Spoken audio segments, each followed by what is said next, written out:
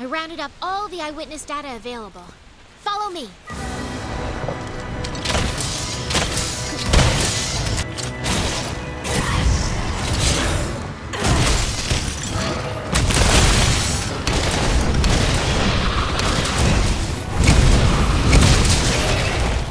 Almost 2 years has passed since Monster Hunter World came out in January 2018, and Iceborne is the first expansion for it.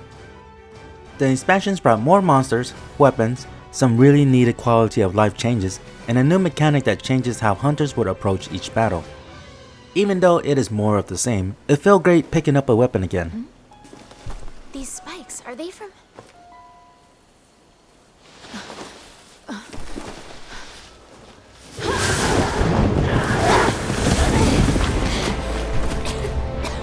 If you weren't impressed with the story of the original base game, you will feel the same way here again for the expansion.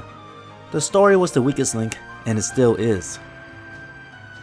I skipped through most of the story in the base game, but I decided to give it a shot this time. But that lasted for a short time. There are more cutscenes that makes it more interesting, but some of it is too cringy for me to care. Goodness, you're... I don't know how you did it. The story in Iceborne does conclude the main story, so essentially it will be the last expansion, but that does not include updates. Finding new monsters is always exciting because not knowing what it will do is half the fun.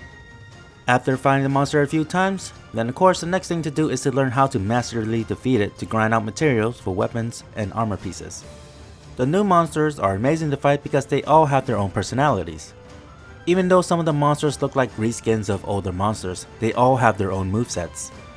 And not only that, the older monsters will also have a slight tweak to its own moveset, so there is a reason to fight them again. In the beginning of the Iceborne expansion, your hard-earned weapons and armor pieces that took many countless hunts will be obsolete because the monsters has more health and hit like a truck. Because I'm not a speedrunner or the best at avoiding attacks, I needed to get new armor pieces because even the new basic armor had more defense than the rarest pieces in the base game. This was fun because I was constantly looking for new pieces with skills that I needed. At the end though, there are some meta sets that seems like the only way to play the game, but I will just try to remember to play the game how I want even though I'm not dealing the most damage. There are some changes on upgrading the weapons, but it's almost the same.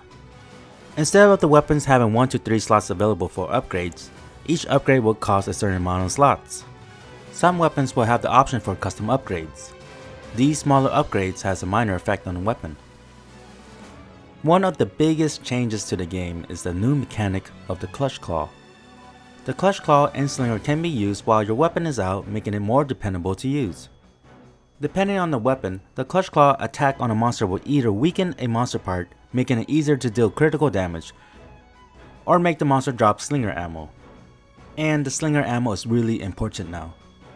The new monsters became more resistant to some crowd controls such as the flashbugs. They will only be stunned for a short time when before it would last as long as a knockdown. The Clutch Claw evens this out by sending a monster into the wall and knocking them out for a while. After latching onto the face, you can turn the monster in a 90-degree angle. When the monster is facing a wall, you can unleash all the Slinger ammo into the face, causing it to run into a wall.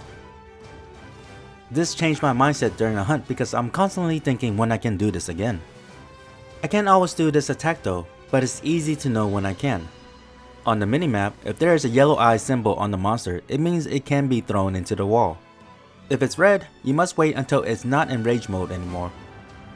Another new thing added to the game is a level 4 jewel that can be inserted into armor pieces. When awarded a face stone, there's a chance to get a level 4 jewel that would have 2 skills in it. The 2 skills are random, so I'm always praying for 2 skills that I use in my build. Trying to get specific jewels was exhausting in the base game, and now it became even more of a grind because it's even rarer to get 2 skills that you want in 1 jewel.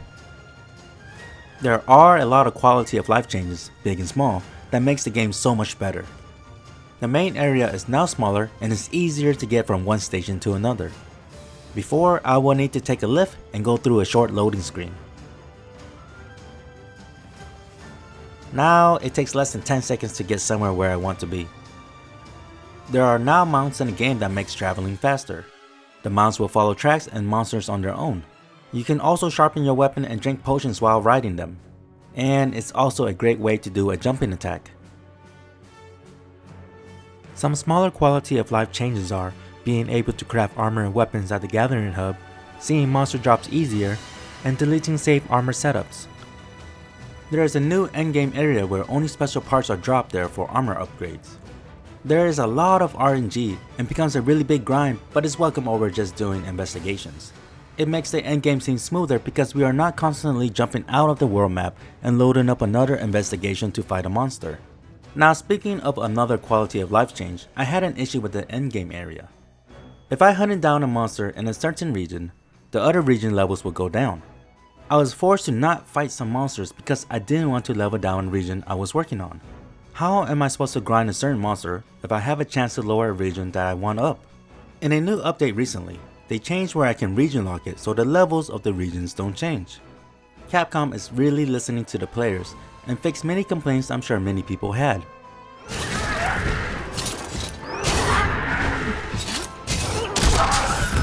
The hunts are really fun, especially when you have friends to do it with. Even though I killed the same monster many times over, I'm always willing to fight it again to help a friend get an item that they need. There is a new endgame area, and grinding for jewels and parts became a lot harder than before, but at least it's more interesting. I will always be excited for updates that includes new monsters because I just want to see what it brings to the game, even though the story does bog it down sometimes.